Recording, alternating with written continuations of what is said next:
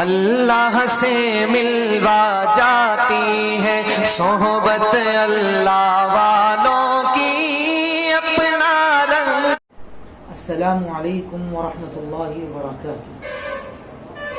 الحمد للہ رب العالمین وبہ نستعین وصلی اللہ تعالی علی النبی الکریم، اما بعد فاعوذ باللہ من الشیطان الرجیم، بسم اللہ الرحمن الرحیم، انما یخشی اللہ من عبادہ العلماء،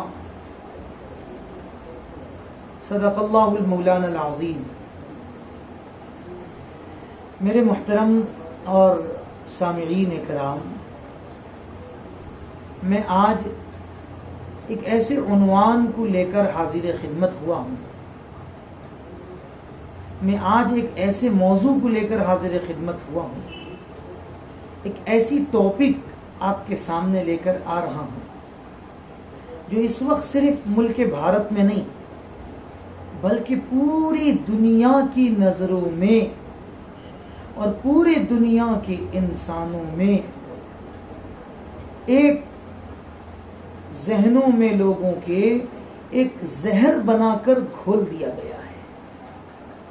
وہ ہے علماء کا نام اور علماء کا کردار۔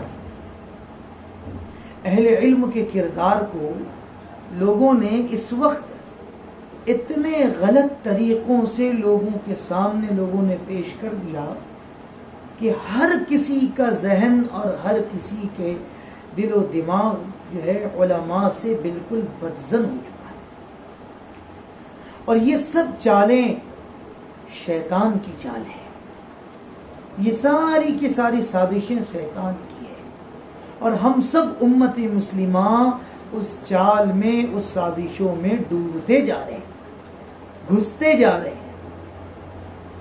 میں ایک بات سے اپنے بات کو شروع کروں گا۔ ایک مدرسہ تھا، ایک دارالعلوم تھا، اس دارالعلوم میں بہت سارے طلباء تعلیم حاصل کرتے تھے۔ اس علاقے کا ایک شخص جو ہے اس بچوں کی، وہاں کے طلباء کی خدمت کیا کرتا تھا، اور خدمت کیا کرتا تھا، اسے پتہ تھا کہ طلباء کی خدمت کرنے پہ کیا کیا ملتا ہے۔ تو اس نے کبھی کبھی کسی دن جو ہے گھی کے نشتر کو اپنے کندھے میں اٹھا کر لے کر آتا تھا، تو کبھی چاول کی بوریوں کو لے کر آ جاتا تھا، یعنی اپنے آپ کو حمار بن کے، اپنے آپ کو کلی بن کے وہ آ جاتا تھا۔ تو بالآخر جب وہ کلی بن کر آتا تھا تو طلباء ہوتے ہیں، تو طلباء جو ہے اس کا نام رکھ دیا حمار۔ حمار کہتے ہیں گدھے کو۔ اس شخص نے پوچھا کہ یہ میرا جو نام رکھے ہیں بچے حمار، اس کا مطلب کیا ہے؟ تو لوگوں نے بتایا کہ حمار گدھے کو کہا جاتا ہے، یہ طلباء تجھے گدھا کہتے ہیں۔ تو بالآخر اس کے ذہن میں بات آئی کہ میں ان کی خدمت کروں، میں ان کے ساتھ اچھا سلوک کر رہا ہوں، اور یہ ہے کہ جو مجھے حمار کہہ رہے ہیں، گدھا کہہ رہے ہیں۔ اس نے دوسرے دن سے سامان لانا بند کر دیا کہ نہیں لاؤں گا میں اب ان کو لا کر نہیں دوں گا۔ تو بالآخر جب رات ہوئی، سو گیا، تو جب سویا تو کیا دیکھتا ہے کہ قیامت برپا ہو چکا ہے، میدان حشر قائم ہے، اور فرشتے اس کے اعمال کی وجہ سے، اس کے برے اعمال کی وجہ سے فرشتے اسے پکڑ کر جہنم کی طرف لے جا رہے ہیں۔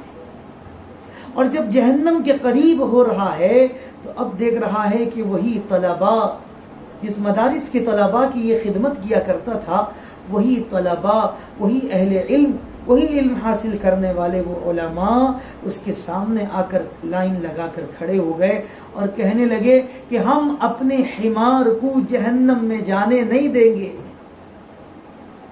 ہم اپنے حمار کو جہنم میں جانے نہیں دیں گے۔ آنکھ کھلی، صبح ہوئی، روتے ہوئے مدرسہ پہنچا، دارالعلوم پہنچا، اور پہنچ کر کہا کہ اے میرے بچوں، تم چاہے مجھے حمار کہو، چاہے تم مجھے کلاب کہو، چاہے تم مجھے فیل کہو، کچھ بھی کہو، کتا کہو یا سور کہو یا گدھا کہو، کچھ بھی کہو، آج کی بات سے میں تمہاری خدمت کرنا نہیں چھوڑوں گا۔ میرے پیارو، بس اسی واقعے سے میں اپنا ایک سبق دینا چاہتا ہوں۔ اللہ رب العالمین دنیا میں اسے دکھا دیے، اسے پیغام دے دیے دنیا کے اندر، دیکھ لے کان کھول کر، سن لے کان کھول کر، دیکھ لے آنکھ کھول کر، کہ ایک مرتبہ تو نے مدرسے کے طالب علم سے ناراض ہو گیا تو اللہ نے تیرے ساتھ یہ معاملہ کیا، اور قیامت کے دن یہی طلباء کرام تیری نجات کے ذریعہ بنیں گے۔ میں ملت اسلامیہ سے ایک سوال کرتا ہوں کہ جو آج ہم علماء کے ساتھ گھنونا حرکتیں کر رہے ہیں، ہم اہل علم حضرات کے ساتھ جو گندی سلوک کر رہے ہیں، جس کے پیچھے ہم آج نماز پڑھتے ہیں، آج ہمیں ہمارے بچوں کا نام جو دیتا ہے، جو آج ہمارے بڑوں کے جنازے کی نماز پڑھاتا ہے، ہمارے زندگی کو جو سنوارتا ہے، ہمیں جو گناہوں سے بچاتا ہے، آج ہم اس کے اوپر انگلیاں اٹھا رہے ہیں۔ آج ہم ایسے شخص کے اوپر جو ہے انگلیاں اٹھا کر اسے بدنام کر رہے ہیں، اسے بے عزت کر رہے ہیں۔ میں قوم کے تمام لوگوں سے پوچھ رہا ہوں کہ آج پوری دنیا کے اندر، خصوصاً ہمارے ملک کے بھارت کے اندر، کیا یہ آوازیں نہیں ہیں؟ فلاں عالم غلط تو فلاں عالم چور تو فلاں عالم فلاں، فلاں عالم فلاں۔ سنو، علماء کا اختلاف امت کے لیے رحمت ہے۔ اللہ کے رسول نے فرمایا ہے کہ اگر کسی عالم کا علماء سو ہونا بھی اگر واضح ہو جائے تو بھی اس کے ساتھ بدسلوکی کرنا یہ امت کے لیے جائز نہیں ہے، یہ امت کے لیے ہرگز جائز نہیں ہے۔ اور یہاں امت، اللہ حفاظت فرمائے، اللہ حفاظت فرمائے۔ آپ کو پتا ہے ہمارا یہ پڑوسی علاقہ برما، یہ ایک دور میں ایک ایسا ملک تھا جہاں پر پوری دنیا سے لوگ آتے تھے وہاں تجارت کرنے کے لیے، وہاں تجارت کے غرض سے لوگ آیا کرتے تھے۔ لیکن ہوا کیا؟ آج برما کا نام و نشان مٹ چکا ہے، آج برما کا نام ختم ہو چکا ہے، برما کے مسلمان تیتر بیتر ہو چکے ہیں، برما کے مسلمانوں کا چھتڑا اڑ چکا ہے۔ جانور جس طرح سے کسی مردار کو نوچ کر کھاتا ہے، اسی طرح سے برما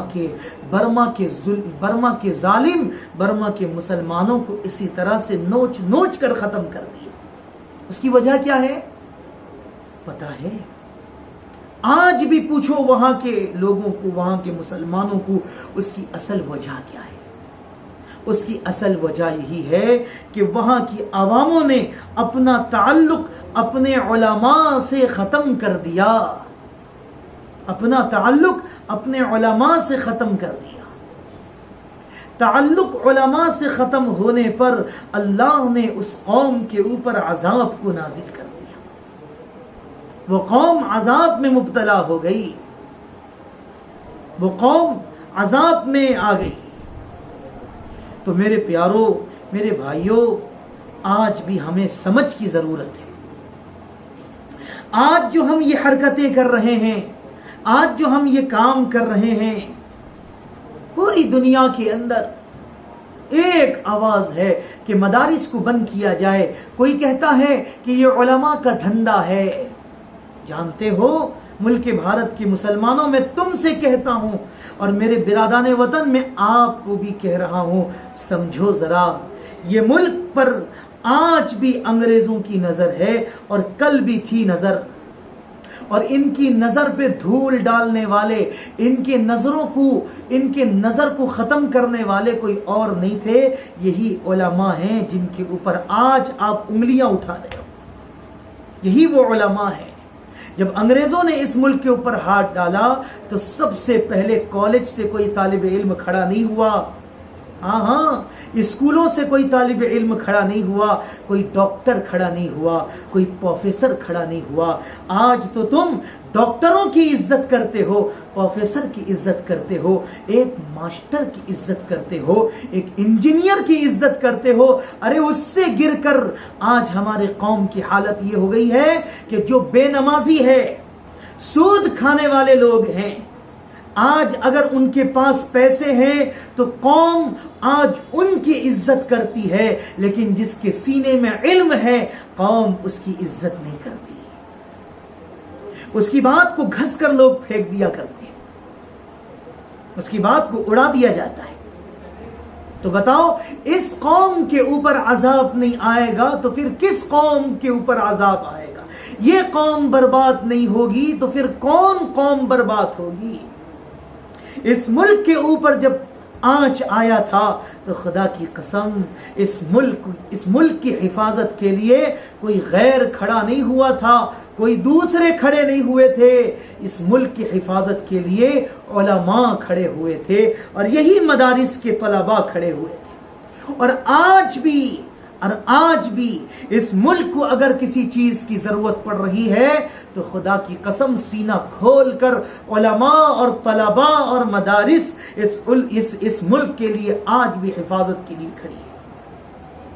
اور آج ہم ہیں، ارے وہ تو غیر تھے، وہ تو غیر ہیں، انہیں پتہ نہیں ہے علم کا مقام کیا ہے، اہل علم کا مقام کیا ہے، وہ تو غیر ہیں، ہم تو مسلمان ہیں، اللہ نے تو ہمیں تو ایمان دیا ہے۔ اگر ہم اہل علم کی اگر قدر نہ کر لیں، اگر ہم اہل علم کی قدر نہیں کریں گے تو سن لیجئے ہماری نسلیں برباد ہو جائیں، ہم روتے رہیں گے۔ بہت سارے ایسے مردار قبرستان میں پڑے ہوئے ہیں، جا کر پوچھو ان کے اولاد اپنے زمین کے بارے میں، وراثت کے بارے میں تو لڑ رہے ہیں، لیکن اپنے ماں باپ کی فکر کسی کو نہیں ہے، اس لیے کہ انہوں نے علم نہیں سکھایا، دنیا کا سارا ہنر دے دیا۔ تو میرے بزرگوں، اے میری ملت اسلامیہ کے غیرت مند جوانوں، میں آپ سے مخاطب ہو کر کہہ رہا ہوں کہ یہ اہل علم حضرات کی قدر کر لو۔ دنیا کے اندر اگرچہ تم نے ان کی قدر کر لی تو کل اللہ کے رسول فخر کر کے کہیں گے کہ یہ وہ میری امت ہے جو اپنے اہل علم حضرات کی قدر کی ہے۔ اللہ، یہ اہل اللہ کی قدر کرتے تھے، اللہ میں ان کی قدر کرتا ہوں۔ اللہ، یہ اہل اللہ کی عزت کی حفاظت کرتے تھے، اللہ میں ان کی عزت کی حفاظت کر رہا ہوں، اللہ میں ان کے لیے مغفرت کی دعا کر رہا ہوں، ہاتھ پھیلا رہا ہوں۔ اللہ کے رسول رحمت والی ہاتھ پھیلائیں گے اور کہیں گے کہ اللہ ان کے گناہوں کو معاف فرما دے۔ میرے بھائی، آج بھی وقت ہے، ہمیں سمجھنے کی ضرورت ہے۔ اگرچہ ہم نے اہل اللہ اور اہل علم کی اگرچہ ہم نے قدر نہیں کی تو یاد رکھو ہم اپنے ہاتھ سے اپنے پیر میں کلہاڑی مار رہے ہیں، ہم اپنے نسلوں کا خاتمہ کر رہے ہیں، ہم اپنے نسلوں کو برباد کر رہے ہیں، ہم اپنے نسلوں کو ویران کر رہے ہیں، اپنے ماحول کو ویران کر رہے ہیں۔ اس لیے میرے بھائی، سب سے پہلا کام جس کی تعریف اللہ نے قرآن کریم میں کیا ہے، ارے اگر وہ غلط ہیں تو ان کا معاملہ ہے، ان کا رب جانے۔ لنا اعمالنا ولکم اعمالکم، ہم کون ہوتے ہیں کہ ان کے اوپر انگلیاں اٹھائیں؟ ہماری طاقت اور ہماری حیثیت کیا ہے کہ ہم ان پر انگلی اٹھائیں؟ تو اس لیے میرے بزرگوں، آج بھی اگر ہماری قوم سمجھ جائے تو ہم اللہ کے عذاب سے بچ جائیں گے، ہم اللہ کے عذاب سے بچ جائیں گے۔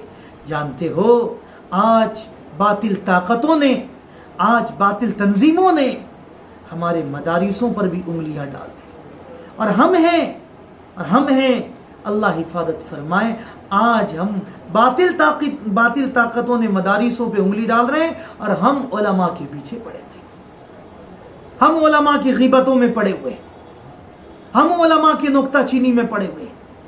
چاہیے تو یہ تھا کہ ہم علماء کی رہبری میں چلتے، ہم علماء کی عزت کو اپنے دلوں کے اندر ان کی قدر کو بٹھاتے، پھر دیکھیں گے اللہ ہمارے ساتھ کیا معاملہ کرے گا۔ اس لیے میرے بزرگوں، آخری بات، حضرت حکیم الامت، تمام امت کے غمخوار، اس 100 سال کی امت کے غمخوار حضرت حکیم الامت مجدد الف سنت حضرت مولانا اشرف علی تھانوی نور اللہ مرقدہ نے اپنی کتاب میں ایک بات لکھا ہے کہ ایک شخص آیا اور آ کر پوچھنے لگا کہ حضرت میری بیٹی کا میں نکاح کرنا چاہتا ہوں، حضرت بتا دیجئے کہ میں کسے دوں؟